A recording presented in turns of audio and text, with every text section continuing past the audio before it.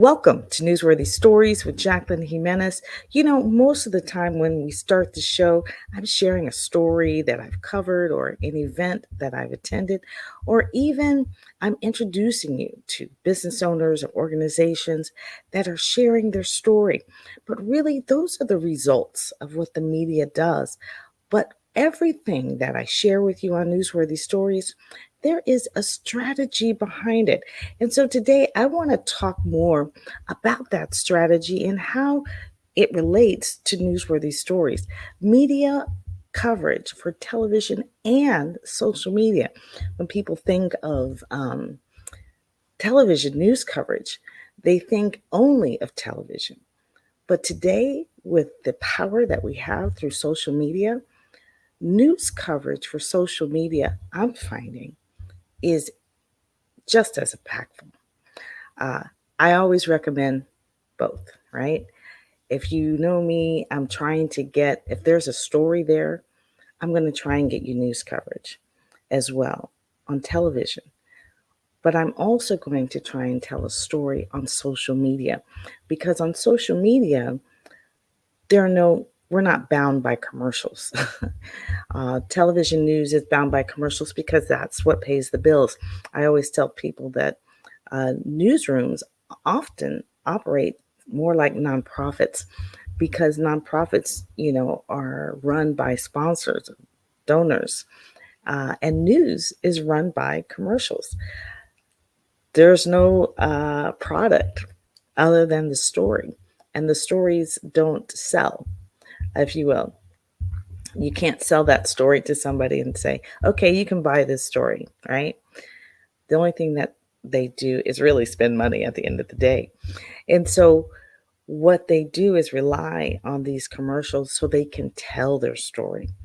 And that is so incredibly important because if you understand that what news can do and what they can't do, then you can share your story differently. So often people send stories or their press releases to the newsroom, but they sound like commercials. And so if you do that, then it's a conflict of interest for news because news pays the bills. So if I'm doing a story about you and I'm telling your story for free, then why would an advertiser come behind me and want to pay to share their commercial? And so one of the things that I do in media strategy is I offer workshops and master classes. And those workshops and master classes are based on my handbook, which is called How to Get Television News Coverage. It's easier than you might think. I actually wrote it in 2019. And it's funny now, okay, because everything that I wrote in this book uh, has now come to fruition. The other day, I was on a flight, and actually, when I had finished writing it in 2019, and I was having people read it, and I was like trying to get my husband to read it. I was like, "Could you just stop for a second and read this?" So tell me what you think, because he's really good at telling exactly what he thinks. He's not gonna just sugarcoat it for you, right? So I knew if he told me the truth, then I would know exactly what I needed to do. And so he read it on a flight, and it was like an hour flight. And so this recently, I decided to reread it. And I have to tell you, I was happy. I was like, everything in this book, I was like, man, everything in this book has come to fruition. And it was designed to do that because before COVID, I had planned to just do media strategy and freelance because I've always been a freelance. I've always been a news producer, worked in a newsroom over 22 years, but I've also always been a freelance producer. And what that means is I would work with production companies and I would produce documentaries, commercials, and corporate videos. So now when I'm sharing stories, I tend to tell it like a news story, but also highlight it like a corporate video. So that's different from what news can offer you because news isn't going to promote you the same way that I can because I'm not bound by commercials. We're not bound by the rules. We can tell the whole story. We can share your website. We can share your messaging, as well as the story. And so those are some of the benefits of having a news story for social media as well as having one for television, because both I have found, which I didn't know when I first wrote the book, right? When I first wrote my book, I didn't know the impact it was going to have because I didn't really plan on having news stories for social media. That was not in my plan before COVID. That kind of was born out of COVID because I wanted to help businesses. We were in the shutdown, and I heard about, businesses that, especially ones that had just opened up in COVID. And I thought, gosh, um, nobody knows they're there. And then some of them were essential businesses. And so I ended up starting to produce news stories for them really for free, just to get the word out about what they were doing. And what we found was it was nonstop business. And the reason why is because of how people were treating my news stories. They treat my news stories just like they came from the networks, and rightly so. I'm a network news producer. Uh, I treat my stories the same way. I have to verify the story. I have to know that it's true because, especially when I realized people were treating my stories like that, I knew that they were believing what I was sharing. And so I couldn't just be a media production company where you could just pay me to tell your story. I have to verify it. I have to know that it's real. And so that was something that really stood out to me when I started to understand that this power on social media and on, obviously, local news media, your international news media, national news media. I've always known it in television. That's why they say the power of the media, because it is powerful, hands down, right? The power of the media is, I can't even explain it. But what I'm finding on social media is that you get to own the messaging and still bring awareness, still create loyalty, still have credibility. Because one thing is, when anytime news does a story about you, it automatically gives you credibility.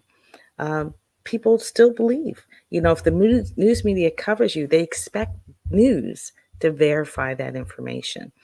And so Newsworthy Stories is no different in that regard because it's ingrained in me.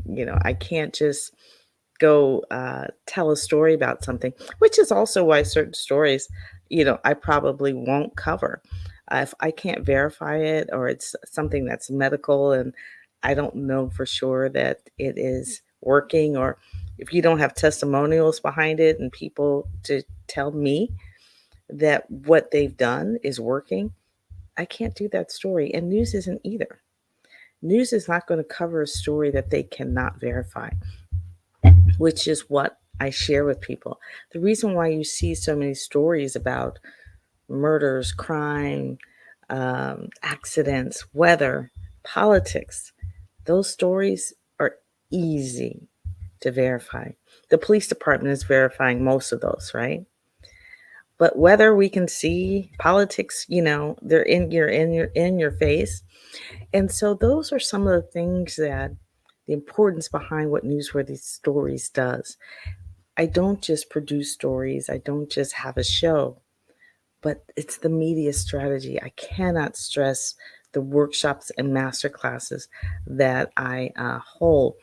And just recently, I've been trying to really exercise that information to your brain, the media strategy behind it. There is a strategy. As a producer, I used to tell people, I still tell people in my workshops, it's a reporter's job, primary job to tell the story, but a producer's primary job to sell the story. Like I said, our only product in news is the story. So producers, we have to sell it from the top of that show to the bottom. And so story placement, where we would place that story to keep our viewers watching was essential. essential. And so that's why you have headlines, you have teases, and then even that story, a lot of times you see at the end that we tease all the way through. It's that story, that human interest story, right? That keeps you there going, oh, I want to see what's going to happen with that story. And often it's a happy story or something that's going to, you know, pique your curiosity or something you've never seen before. And these are the strategies that I teach in my workshops and master classes. How to keep people engaged uh, in your newsroom, because as a business owner, you are the newsroom and social media as an audience. And so, how are you going to keep your business engaged? How are you going to keep your audience engaged? And it's not this, constant ba ba ba ba ba ba ba ba ba ba ba ba. To me, does it? It's the story. It's the story behind what you post. It's turning on your camera, not just for still shots, which are very effective. People love to look at pictures, their photo albums. That's why Facebook is so popular, and all these other platforms where you watch stories or watch pictures. TikTok, simplest things. People like to see people doing they're very curious.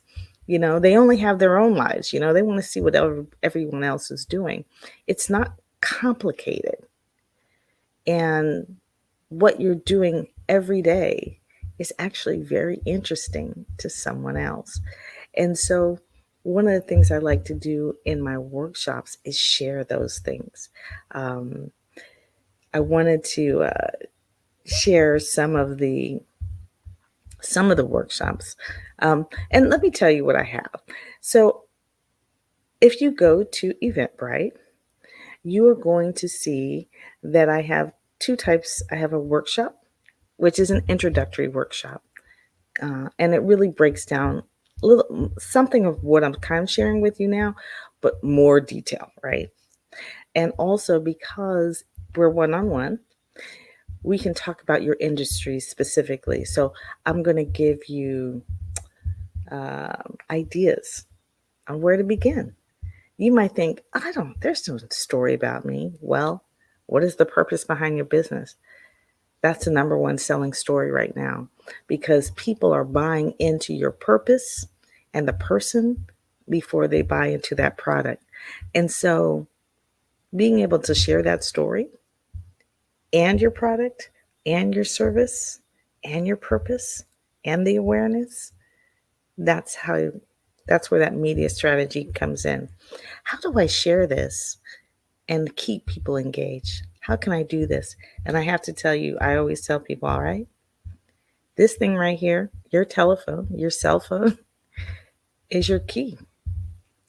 Um, it's your key. We've been getting news coverage with our phones. With our phones. That's why you'll see stories from my clients from all over, because I'm not going with them because they have their cell phones. And so I teach them. I have a very popular master class that teaches people how to shoot with your phones for not only social media, but for television. Because if you can shoot that story in a way that news can use it, and you send it with your press release, you're going to have a better chance of getting coverage. And that is essential for a small business or medium size or a corporation for that matter. But especially for the small and mid-sized businesses or nonprofit. And I know the nonprofit world. And as you can see here at the bottom, right? Nonprofits. I had nonprofits in mind when I wrote this handbook. I had churches in mind, organizations, law enforcement agencies, medical agencies, schools, really. Why did I choose those? Because there are news stories in those organizations on a daily basis, every day. But not only that, they're in your business community. And you have to work to turn that story, that angle around so that it doesn't sound like a commercial And that's where Newsworthy Stories helps. That's where I help the most, is taking that, even though it is business, it's something about your business or the way you're impacting the community, but it needs to be something that's not a commercial in order for news to cover it. And even for people, because if they think that they're just watching a commercial, they're not likely to watch it. But if there's a story in it, then they're more likely to tune in, but also the story helps them remember.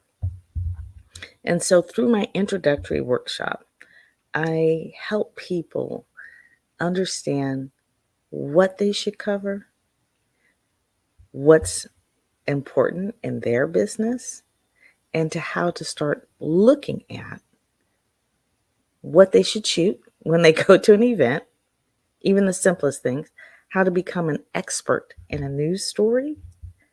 Man, you'd be surprised on how to become an expert in a news story.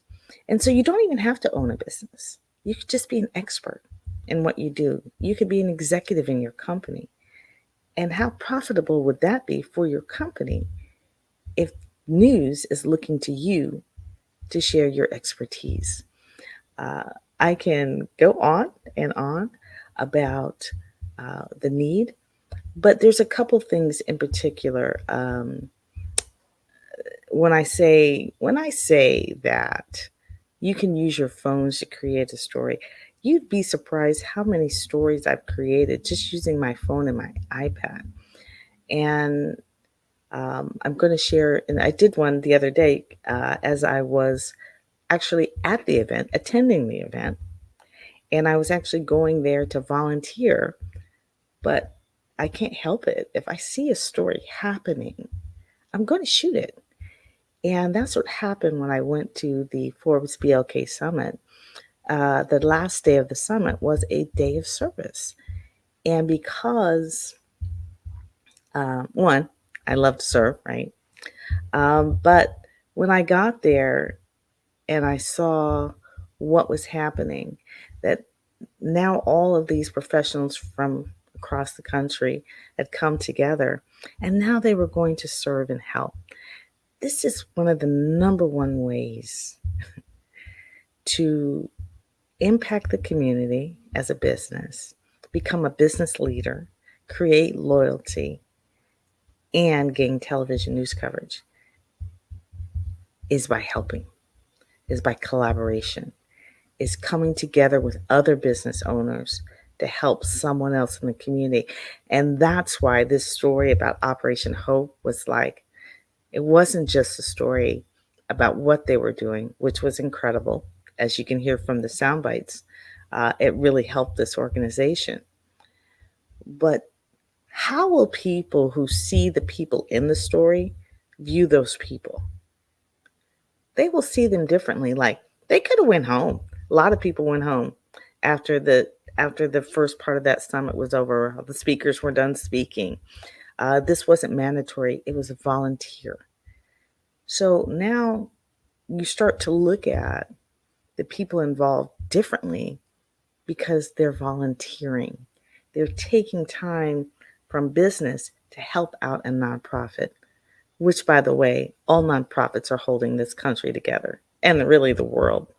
The, if you want to find a story or be a part of the story, connect with a nonprofit in your community.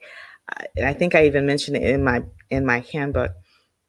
In the 2 mile radius from where you work or you serve, that's the area, you know, you should reach out to. Look for nonprofits in those areas. Look for ways to serve or connect or collaborate with one another and do something for someone else. Difference makers. Those stories are always winning. People love to watch people help others. That's why when there's a disaster and everyone comes together, right? During a disaster, we love to see those pictures. We love to see humanity, right? We'd be reminded that people care because we see so many of the other depictions. So, Newsworthy Stories is about helping identify the stories in your business, giving you media strategy on how to tell multiple stories, not just one. If you have an event, you'd be surprised how many stories that you should probably share. Build up that anticipation, for your audience, getting them excited about your event before the event. Don't just plan on opening day, plan on stories leading up to opening day. Build that anticipation so that when this thing happens, people are going to be so interested. They're going to they want a front row seat, right? So that's one of the main things I do. I help with you with media strategy, the strategy behind the story, help you decide what people will watch, because I've been doing it for over 30 years. And you can kind of see my track record. My track record is pretty easy because my clients, you'll see multiple stories from my clients. Okay. They wouldn't keep asking me to do multiple stories about them if it wasn't working. What it does is it opens doors. People they would never reach are being reached. And they call me and say, "Hey, can you introduce me to such and such and such?" And I'm like, "Sure." Or they call them directly, which is also the key point, right? But I love bringing these people together. Now I'm bringing my clients together to do things. It's just a beautiful thing. But visibility is so key right now. Content creation is essential. You must know how to do it. And it's not hard. I'm not a videographer. I'm a producer. But I really, after these past 3 years through COVID, I'm kind of becoming one, right? So every month, because content creation is so important, I have a masterclass that every month I do 1 week of it, of the same masterclass, because it's that important. People need to know how to use their phones effectively and create content that their marketing departments can go and market it. Okay. And you may be saying, I'm the marketing department. Well, that's fine. But at least you'll have great content to market. At least you'll have great content to advertise or to boost posts on social media. It's having that engaging content that keeps people coming back to see what you're posting. And that's the key, is to, one, keep yourself in the news, right? And I tell you how to do that in my workshops and master classes. I tell you how to keep yourself on the top of that feed, so that different audiences will see you, just like news does. News has the same show at 5, 5:30, 6, 4, now noon, whatever. They're telling most of the time, the same stories, right? Some of the shows are a little different, but they're just trying to catch you at the time that you're watching. That's your mindset when you're posting on social media. Don't just post it once and go, "Oh, I don't want to bother people." Most of the people on your feed haven't watched it. They're working. Sometimes they take a break at lunch. Sometimes they take a break at 10. Sometimes they're up early, and they're scrolling at 7, 6, midnight, 1 o'clock. Everybody's on their own different schedule. And so don't be afraid to share your post or your story often. I can keep going, right? But every once in a while, it's just good to just talk about media and television and social media, because it's so impactful, especially now. Own your own messaging. Make an appointment with me. Let's get going and tell your story. Thanks for watching Newsworthy Stories with Jacqueline Jimenez.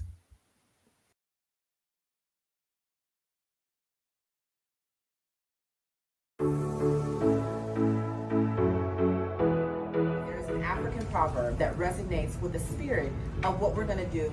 And it states that the things that you do for yourself are gone when you are gone, but the things that you do for others will remain your legacy. We partnered with Atlanta Public Schools, and we were able to have a child savings account program to which we're pouring $50 into each child's savings account from kindergarten to senior year. 3 years ago, And at this time, we have over 7,100 kids that have now have child savings accounts. We have over $360,000.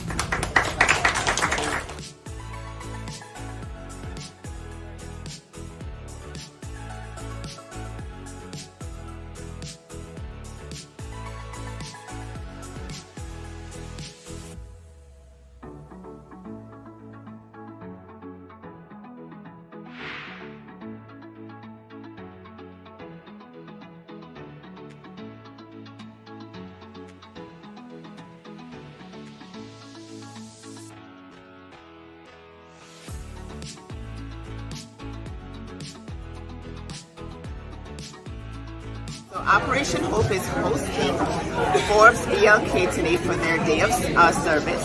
They just finished their summit over the last 2 days, and they're helping us to pack our educational kits for our financial literacy program that will be rolled out in several schools in the city of Atlanta.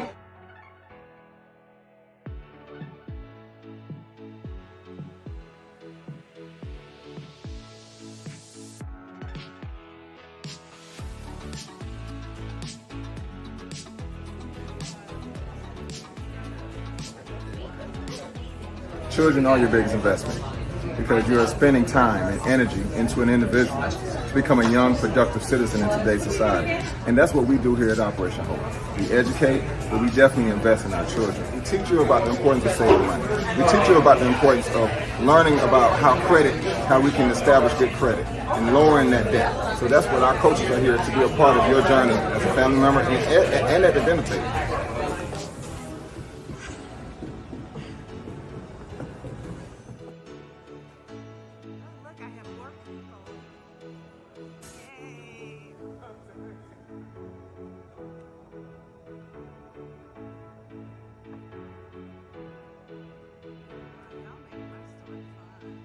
This is literally days and days of manpower that we just don't have. It would have taken a lot of time from our team to make this happen.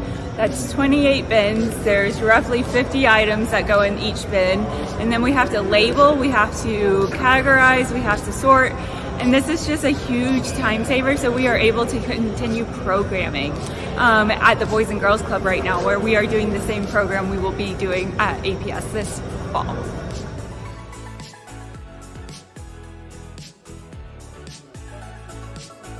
Why did you feel you wanted to be a part of this? I came here today to make connections and also build more opportunities for the org that I'm already a part of, as well as gain some insight in diversity, equity, and inclusion work that I do at my schools, as well as for the organization. And what did you discover this weekend? I discovered some powerful insight from wealthy business owners, as well as powerful Black entrepreneurs and influential people. The person who had the most impact on me during the summit was Jacqueline Jimenez. She gave me very good advice when it came to networking, not to be afraid, but to just kind of approach people and make those connections. I learned today that the worst thing you can do is be afraid, so the best thing you can do is take advantage of those opportunities and pursue them. And a saying that has kind of stuck with me throughout this summit is that if you hang out in a bar long enough, eventually you're going to start drinking. And yeah, that sounds inherently negative. However, in a positive light, if you hang out in the right place long enough, eventually you're going to start doing the right thing and meeting the right people.